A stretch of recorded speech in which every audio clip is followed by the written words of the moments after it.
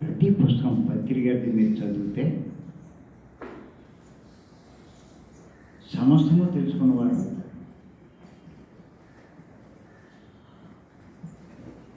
నేను అందుకే అంత ఇంట్రెస్ట్గా చదివాను. నాకు తెలుసు 50,000 పుస్తకాలు నేను ఎక్కడ చదవగలను చెప్పండి. మనం ఎక్కడ సరిపోతాం. ఒక పుస్తకం చదవడానికే చేస్తున్నాం. నేను కొనడానికే ప్రయాణం పోతుంది. ఇంకా చదువు ఎక్కడ చదువుతామండి? ఇంకా జ్ఞానం ఎక్కడ వస్తుంది? భగవద్గీత కూడా ఏ సందర్భంలో బోధించబడిందంటే, అర్జునుడు దుఃఖితుడై అస్త్రాలన్నీ వదిలేసి కూర్చుని విలపిస్తున్నాడు. అర్జునుడు ఆయన దుఃఖం తొలగించడానికి, అర్జునుడి యొక్క దుఃఖం తొలగించడానికి కృష్ణుడు చేసిన బోధే భగవద్గీతగా ప్రఖ్యాతిగాంచింది. అర్థమవుతుందమ్మా?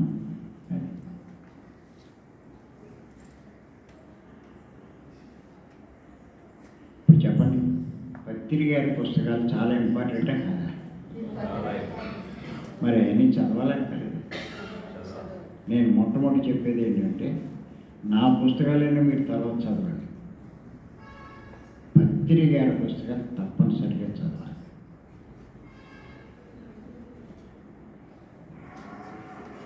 నేను నా పుస్తకాలు ఎందుకు చదవమంటానంటే, నాయి చదివితే పత్రి గారు చెప్పిన అన్నీ మీకు ఇంకా బాగా అర్థమవుతాయి. అర్థమవుతున్నామా? పుస్తకాల దగ్గర కక్కుర్తి పడుకున్నామా? జ్ఞానం ముందు ధనం ఎంతమ్మా? జ్ఞానం విలువ తెలిస్తే ధనాన్ని దానికి వెచ్చిస్తారమ్మా మీరు. ధనానికి జ్ఞానానికి తేడా చెప్పగలరా? ఏమన్నా అమ్మా?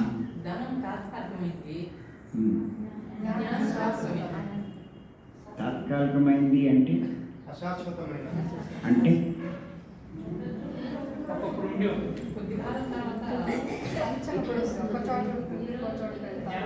ఇంకో చోటకి వెళ్ళిపోద్దా? అలా కాదు. ధనం అశాశ్వతమైంది అంటున్నారు. అంటే కొన్ని రోజులకి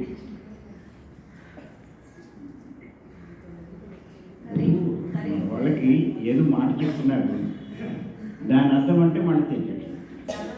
సంపాదిస్తే ఒకప్పుడు ఉంటుంది, మళ్ళీ ఇంకొకప్పుడు ఉండకపోవచ్చు.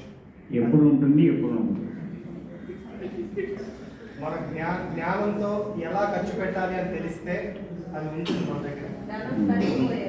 అప్పుడు ఉంటుంది, ఒక్కొక్కడు ఉంటుంది. ఎప్పుడు ఉంటుంది, ఎప్పుడు ఉంటుంది.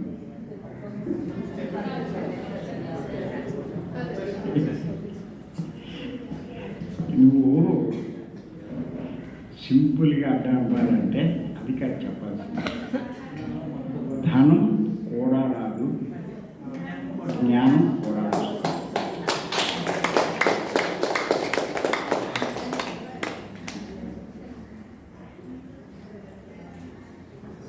అర్థమైందా?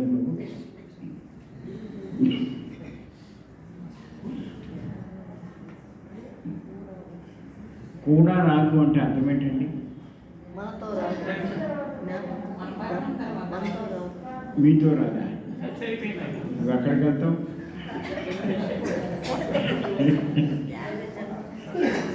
ఏమ్మా, మీతో రాలే అంటున్నారు, మరి మీరు ఎక్కడికి వెళ్తారు? పైలోకాలకి. అమ్మా, నేను చెప్తున్నాను, జ్ఞానం అనంతం అమ్మా. ఎంత తెలుసుకున్నా తెలుసుకోవాల్సింది అంటారు. ఎంత తెలుసుకుంటే మీరంత అదృష్టవంతులు.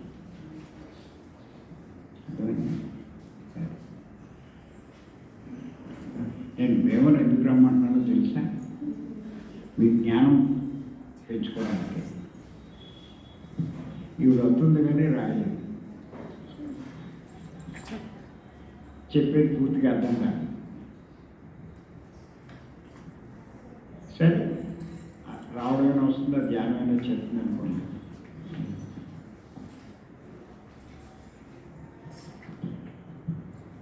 సుబ్రహ్మణ్యం, నేను ఎందుకు రమ్మంటున్నానంటే, నీ వాయిస్ బాగుంటుంది, మంచి తెలివితేటలు ఉంటాయి. ఎంతవరకు చదువుకుంది? ఎడ్యుకేషన్ ఉంది, అన్ని క్వాలిటీస్ ఉన్నాయి.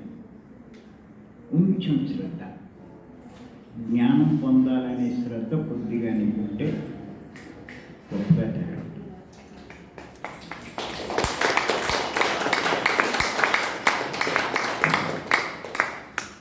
మీలో ఉన్నారమ్మా అది. ఇప్పుడు ఇందాక మరి పేరేంటి అమ్మా? చెంచమ్మ. ఆవిడ కూడా పోస్ట్ గ్రాడ్యుయేషన్లో గోల్డ్ మెడలిస్ట్ ఏదో ఉంది.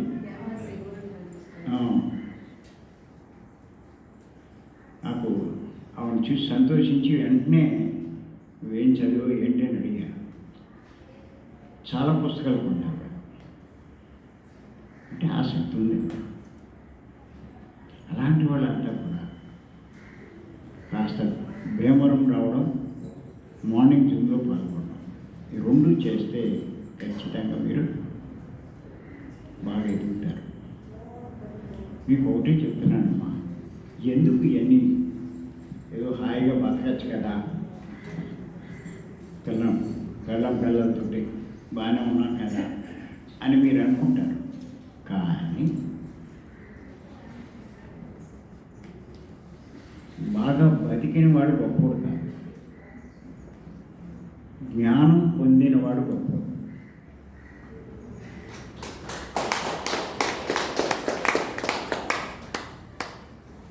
రాసుకోవాలి. అయ్యో,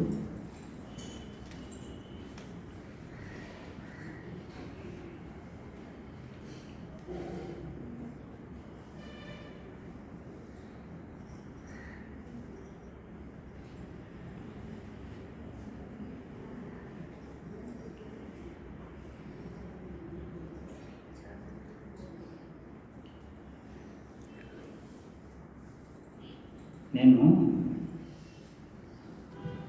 పత్రికని అబ్జర్వ్ చేశాను, గమనించాను. ఎందుకు జనం ఈయనంటే ఎగబడుతున్నారు, ఈయనంటే అంత క్రేజీ చూపిస్తున్నారు,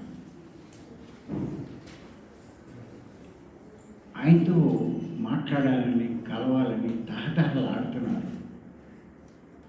ఏంటి ఈయనలో ఉన్న ఆకర్షణ? ఎందుకు ఇంతలా ఇదవుతున్నారు ఇంతమంది? అసలు ఆయన వచ్చాడంటే కబురు కూడా చేయక్కల, ఎక్కడి నుంచి వస్తారో ఎలా వస్తారో తెలియదు, నిండిపోతుందా నిండిపోదా.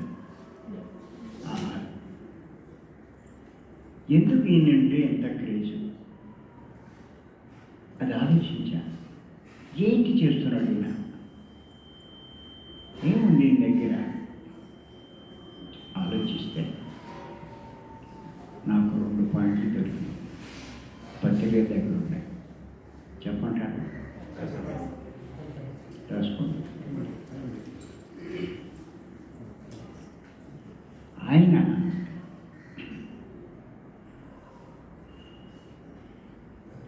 అందరికీ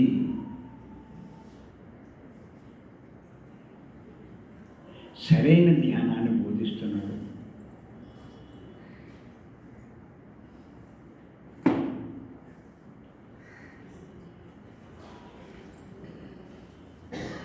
సత్య జ్ఞానాన్ని చెప్తున్నాడు.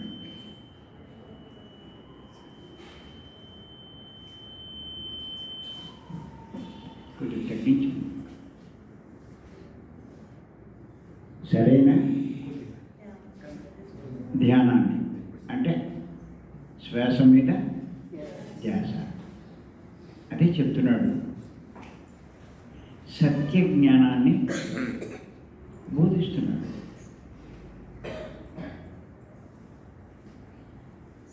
సత్య జ్ఞానం అంటే అమ్మా ఆత్మజ్ఞానం. సత్య జ్ఞానం అంటే సత్యము అంటే ఆత్మ. ఆత్మజ్ఞానం. సత్య జ్ఞానం అంటే ఆత్మజ్ఞానం.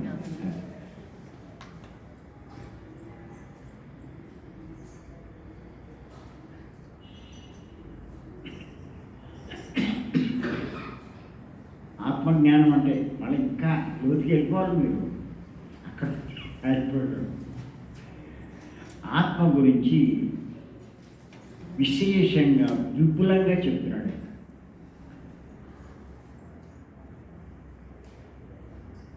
ఆయన చెప్పినంత ఎవడు చెప్పలేదనే చెప్పాలి.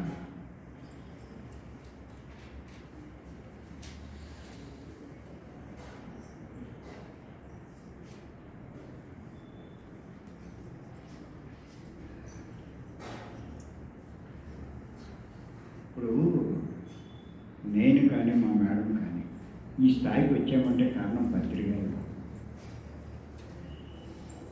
ఆయన కలవక ముందు, పరిచయం కాకముందు మా పరిస్థితి ఏంటి, ఆయన పరిచయం అయిన తర్వాత మా పరిస్థితి చూడండి.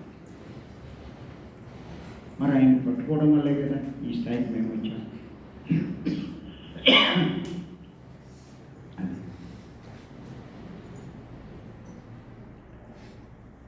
నాలో ఇంత మార్పు రావడానికి కారణం చెప్పంటారా?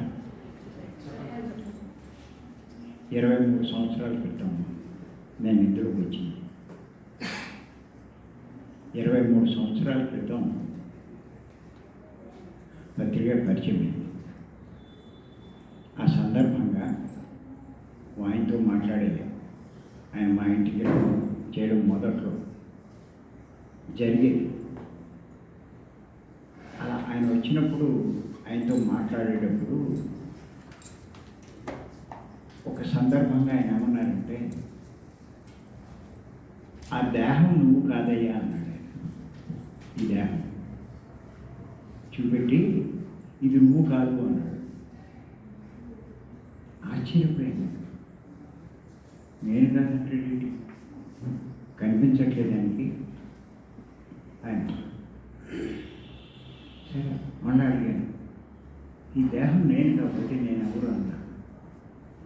నేను ఎవరు అంటే అప్పుడు చెప్పాడు, నువ్వు ఆత్మవయ్యా అన్నాడు. అప్పటిదాకా అసలు ఆత్మ అంటే ఏంటో తెలియదు, ఆత్మ ఉందన్న సంగతి కూడా తెలియదు. నా పరిస్థితి అది ఇంకా మతిపోయింది. నాకు నమ్మకం కలగలేదు ఆయన చెప్పిన మాటలు. దేహం నేను కాదంటాడేంటి నేను చెప్పి, నువ్వేం కంగారు పడుకో,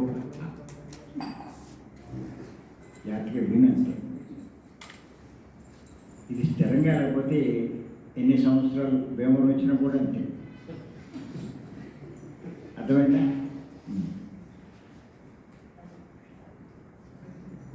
వాళ్ళు ఏమనుకుంటారంటే ఆవిడ నెల నుంచి భీమవరం వెళ్తుంది, ఇలా ఉంది అనుకుంటారు. అదే చెప్తుంటాను, ఎందుకు నీకు గొడవ అడిగానా? నేను అడిగానా? చెప్పేదాన్ని దృష్టి ఇప్పుడు చెప్పేవన్నీ మేము ఈ స్థాయికి ఎలా వచ్చాము అన్నది చెప్పడానికి కోసమే చెప్తున్నాను నేను. అదే కొన్ని ఆచరించినా మీరు కొంతైనా ఎదుగుతారు కదా, ఉపయోగపడతాయి కదా మీరు. అది నేను చెప్పేది.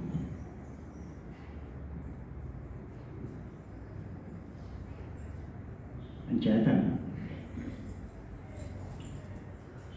నేను ఆత్మ అని చెప్పితే నేను ఆత్మనేంటి అక్కడ అంతకన్నా అడగలేను. ఆయన్ని గట్టిగా ఆయనతో మాట్లాడడానికే భయం కదా. ఆయన పరిచయం ఉందా మీలో ఎవరికైనా? పత్రిక పరిచయం. ఆయనతో ధైర్యంగా వెళ్ళి మాట్లాడగలరా ఎవరైనా? లేదు. నేను మటుకు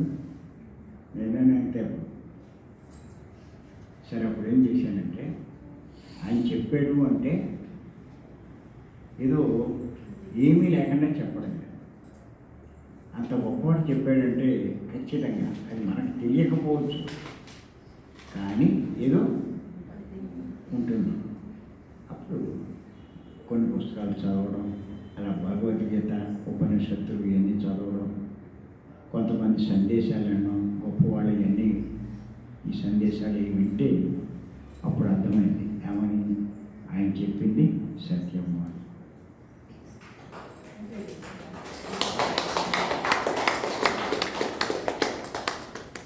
అంటే కనిపించే ఈ దేహం నేను కాదు, ఈ శరీరంలో కనిపించని ఆత్మ అది నేను అనే సంగతి అప్పుడు అర్థమైంది.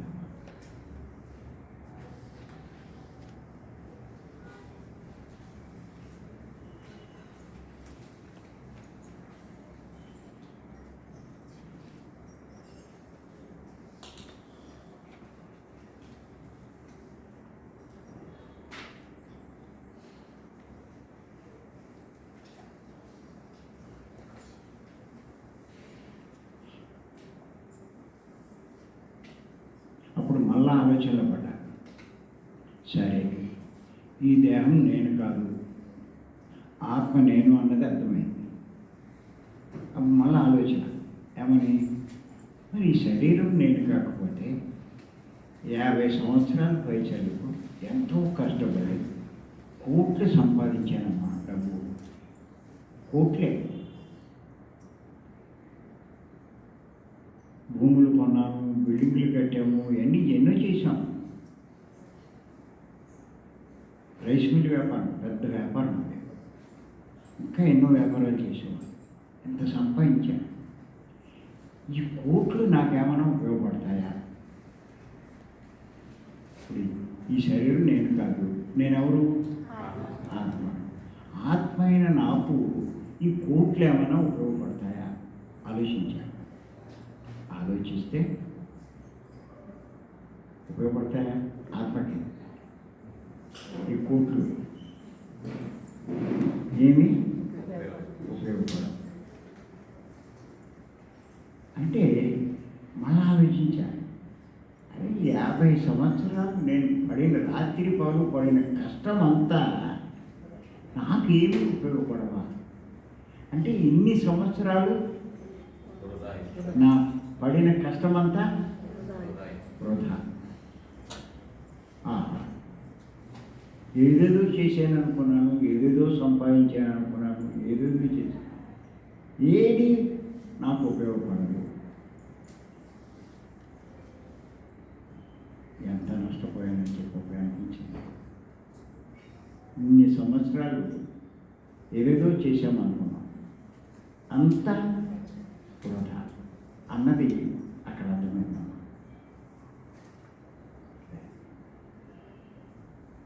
ఏమి చేయనట్టే